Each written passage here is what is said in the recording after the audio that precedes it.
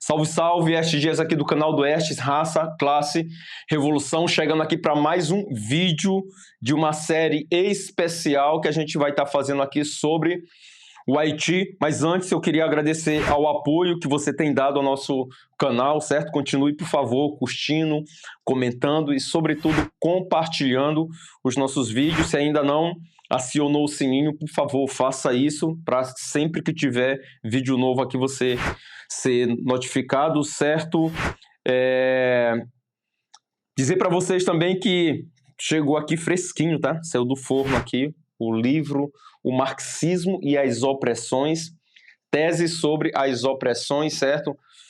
Um livro que mostra o fio condutor aí da forma como os marxistas tratam o tema das opressões, combinado aí com a exploração. Muito bom, organizado pela companheira Mariúcha Fontana.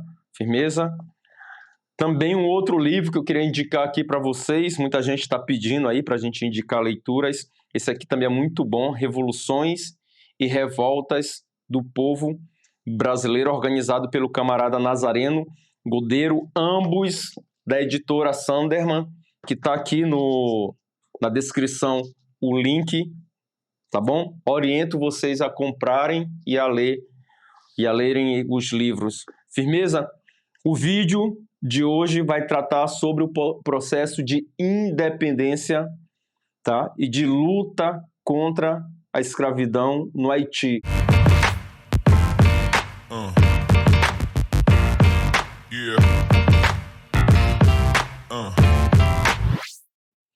Camaradas, geralmente quando se fala do Haiti, a ideia que se tem é de pobreza, de violência, de miséria, de fome, de golpes de Estado, e de fato a história do Haiti está atravessada por esses processos que a gente vai tentar entender as causas no decorrer dos vídeos. Mas atenção, o Haiti era considerado um paraíso aqui na América. Era a colônia mais próspera da França, na verdade a mais próspera do mundo, a mais importante do mundo. 65% de todas as exportações francesas dependia do Haiti, dependia da escravidão, dependia do tráfico de escravos, que também era a base das principais indústrias da França.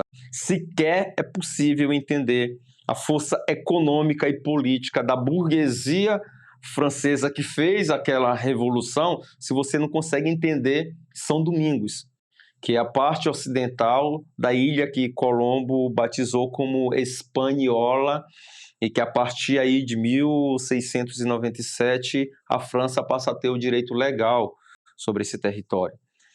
O Haiti, camaradas, foi simplesmente o país que fez a única revolução escrava vitoriosa da história da humanidade, que, na minha opinião, figura aí entre as revoluções anti-escravistas e anticoloniais aí mais importante. Foi o país que derrotou grandes potências da época, como a França, como a Espanha, como a poderosíssima Inglaterra, a França de Napoleão Bonaparte, que, de acordo com C.L.R. James, que é um trotskista, que escreveu esse livro aqui, Os Jacobinos Negros, a primeira publicação é de 1938, que é um livro fantástico. Ele chega a comparar o Toussaint Louverture com o Napoleão Bonaparte. Ele fala o único líder militar que poderia ser comparado com o Napoleão Bonaparte. Eu, inclusive, ouso aqui dizer o oposto. Eu acho que o único estrategista militar capaz de ser comparado com o Louverture era o Napoleão Bonaparte, se a gente leva em consideração a realidade objetiva de ambos. O Louverture foi escravo até os 45 anos de idade, que já era uma idade avançada para a época, quando ele se lança no processo revolucionário para se transformar na principal liderança do exército escravos de São Domingos. Ele era um escravo que teve, digamos assim, a sorte de cair nas mãos de um senhor que conseguiu perceber a sua grande capacidade intelectual. Ele aprendeu a ler, aprendeu a escrever, a dominar o chamado francês culto, tinha o domínio da medicina, da geometria, da área de administração, tanto é que o senhor de escravo dele vai conceder permitir que ele administrasse as suas propriedades. Esse Torcer Louverture foi influenciado pelo livro de um padre chamado Padre Raynal, que era meio que uma profecia. Ele lia esses livros, além de ler também os das campanhas de Júlio César, imperador romano. Mas veja bem, nesse livro em particular, o padre dizia o seguinte: uma revolução escrava iria acontecer e iria libertar os africanos e a África. E havia uma passagem que o próprio Louverture, né, afirmou que lia várias vezes, que dizia o seguinte: um comandante corajoso é tudo o que precisam, os escravos precisam. Onde está?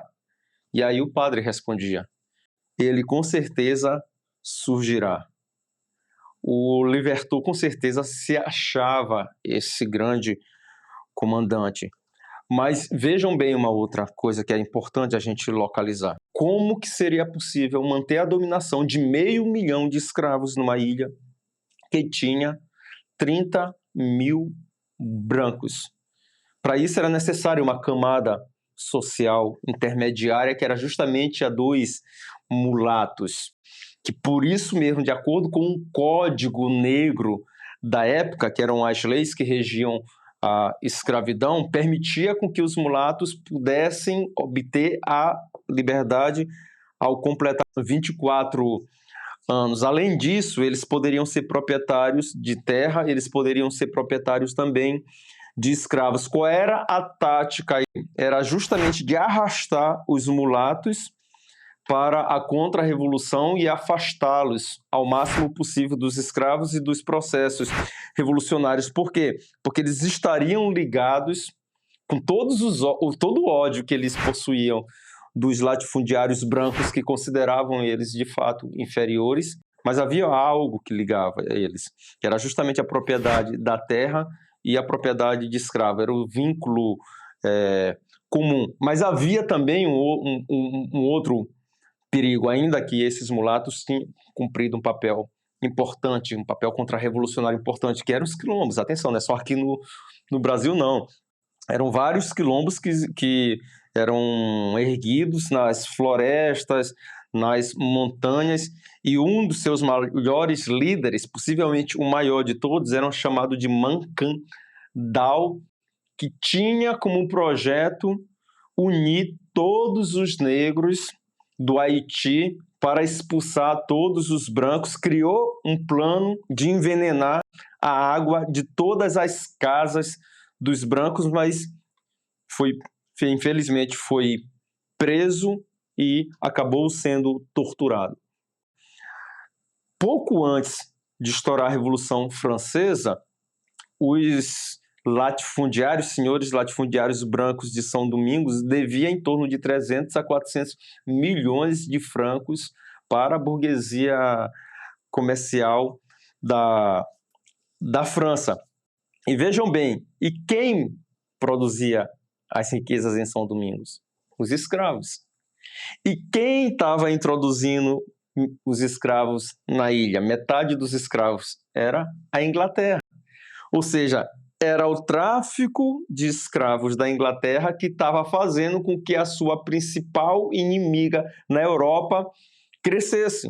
Portanto, diante dessa situação, a Inglaterra vai começar de maneira hipócrita a defender o fim do tráfico de escravos e o fim da escravidão, mas preservando a escravidão nas suas colônias. Por exemplo, na Jamaica, que estava ali do lado, né? A abolição da escravidão vai acontecer só em 1834. É muita hipocrisia. A burguesia francesa, sobretudo a marítima, ela queria manter a escravidão e a colonização, porque era a base das suas riquezas e dos seus poderes. Por outro lado, né, diante de toda essa situação que está colocada aí, os latifundiários ricos começam também a defender o fim da dominação colonial, o fim do monopólio comercial, assim como os latifundiários mulatos também, que tinham uma reivindicação a mais, que era a igualdade de direitos, né? Pegando aí a Declaração do Direito dos Homens e dos Cidadãos, né? Os latifundiários brancos diziam o seguinte: não, vocês não podem ter direito a isso porque vocês não são seres humanos. E os mulatos, inclusive, vão fazer revoltas. E atenção, se é a guerra da burguesia francesa contra o antigo regime que vai abrir as brechas na França para a entrada em cena das massas populares revolucionárias, é justamente o enfrentamento entre os mulatos e os latifundiários brancos que vai abrir a brecha para a entrada em cena dos escravos no processo revolucionário em São Domingos. Mas há quem critique o James, né, pela comparação que ele faz entre os escravos haitianos com o proletariado moderno. O Jacob Gorender faz uma crítica a ele, dizendo que ele é anacrônico, porque as reivindicações do proletariado moderno é melhores condições de trabalho, salários, redução da jornada de trabalho, e dos escravos não, era liberdade. Mas, na verdade, na minha opinião, a essência dessa comparação de James é justamente em razão da concentração de escravos em São Domingos, que era comparável com a concentração de operários nas fábricas modernas. É essa concentração que vai gerar disciplina, que vai possibilitar organização, bem diferente das outras colônias, como, por exemplo, o Brasil, em que a comunicação nacional era muito difícil e as fazendas eram muito dispersas. A força dessa insurreição escrava arrastou também os negros livres, uma parte dos mulatos, que era uma camada social muito indecisa, muito indefinida, mas precisava de um dirigente à altura do processo. E aí que se incorpora a essa insurreição escrava nada mais, nada menos do que o Toussaint Louverture. E algumas semanas depois, esse exército negro já contava com aproximadamente 100 mil homens, inclusive incorporando muitos combatentes mulatos que haviam lutado, né, na Guerra de Independência dos Estados Unidos. Ou seja, ali estava se formando um dos exércitos mais formidáveis da história da humanidade. Mas o Louverture, que tinha muitas qualidades, tinha também um grande defeito. Ele era um anti-escravista radical, mas não era anticolonialista, ou seja, não defendia a independência de São Domingos, a ruptura com a França, que ele considerava como a pátria mãe, porque achava que os franceses, de maneira geral, estariam a favor da abolição da escravidão. Mal ele sabia que quem de fato estava carregando a bandeira da abolição na França não era a burguesia francesa, não era o parlamento francês. Eram as massas parisienses de armas nas mãos.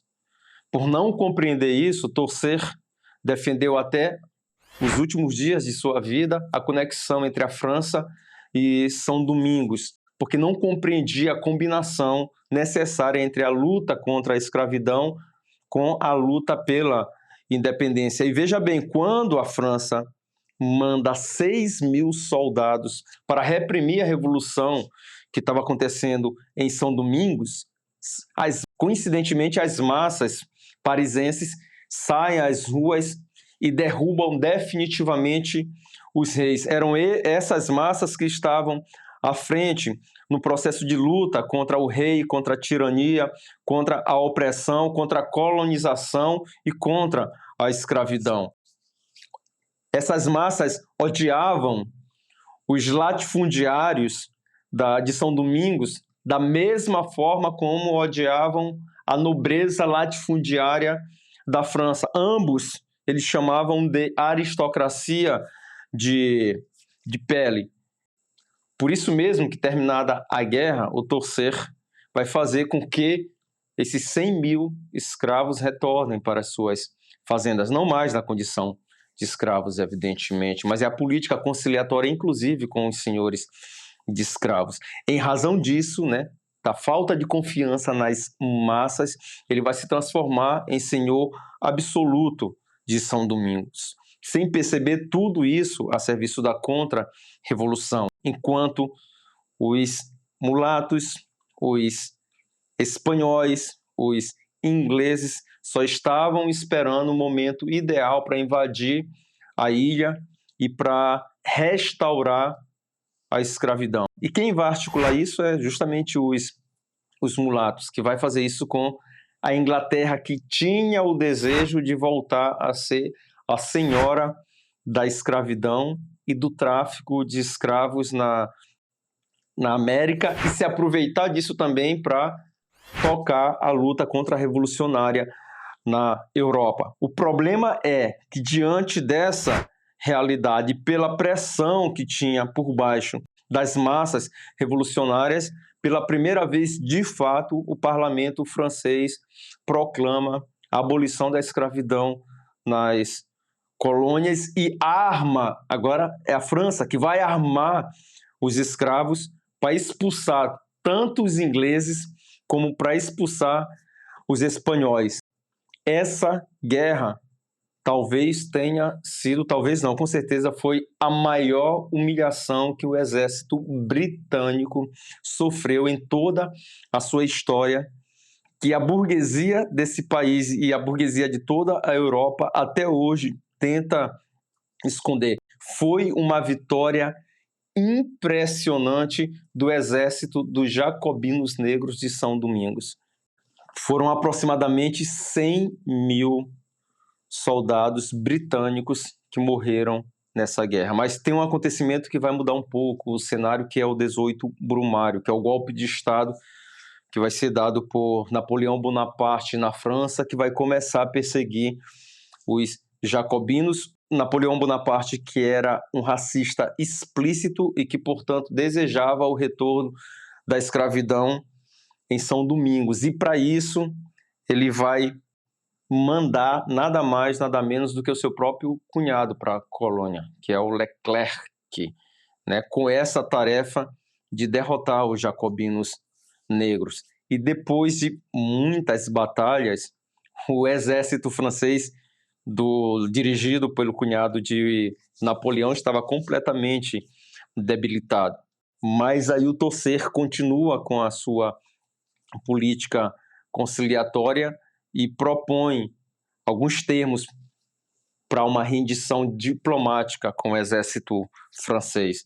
Esses termos seriam a liberdade para todos de São Domingos, a manutenção de todos os cargos e funções dos oficiais nativos e a preservação do Estado-Maior, que significaria a preservação do exército. O Leclerc, ele aceitou essas condições, porque na verdade era o exército dele que estava debilitado, mas não comunicou a Napoleão Bonaparte que havia acontecido um acordo. Na verdade, o comunicado foi que nós derrotamos o exército dos jacobinos negros.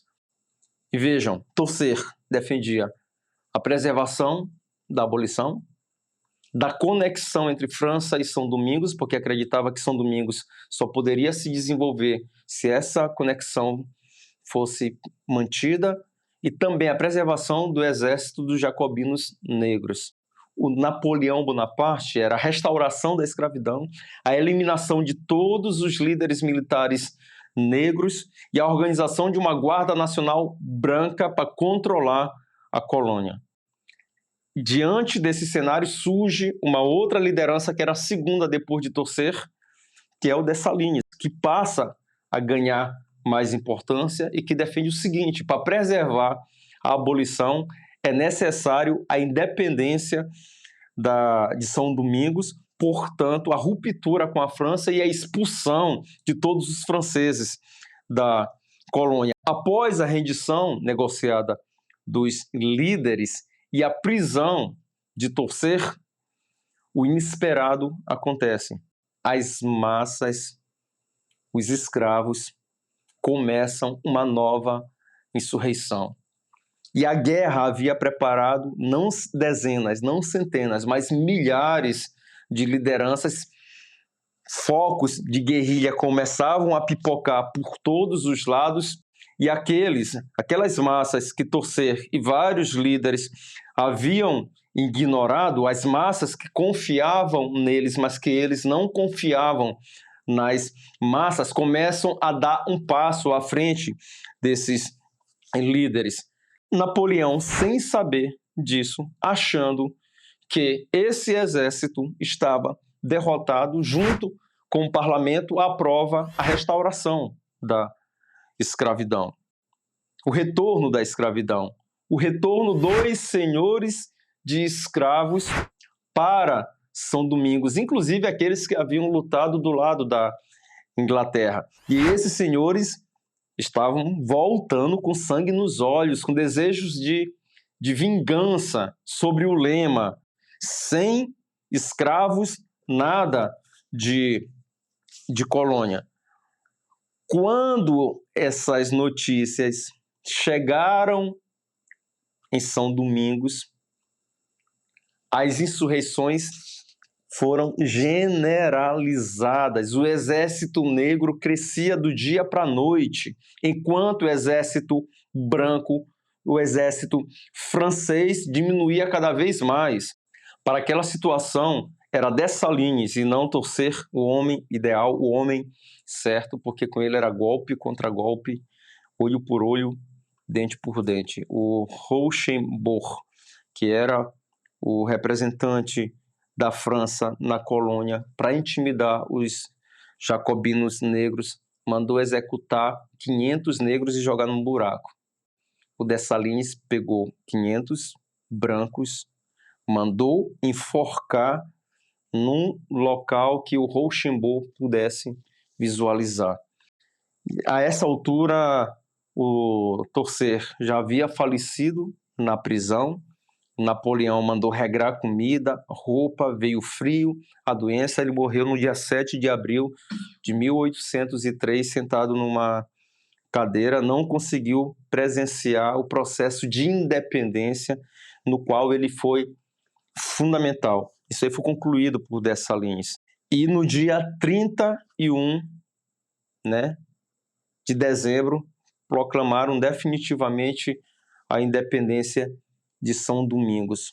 O número de mortos do exército francês foi de aproximadamente 70 mil soldados. Napoleão Bonaparte provou do mesmo veneno que a Inglaterra e a Espanha provaram em São Domingos, no Haiti, que fez a revolução escrava mais importante da história da humanidade e a única vitoriosa. Então, camaradas, chegamos aqui ao fim de mais um vídeo, certo? O primeiro aí da série sobre o Haiti. Eu espero que você tenha gostado aí.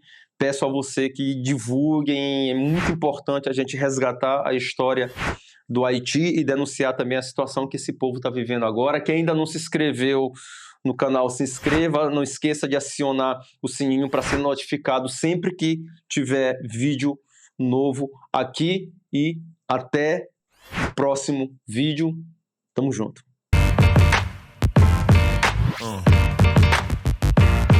Yeah. Yeah.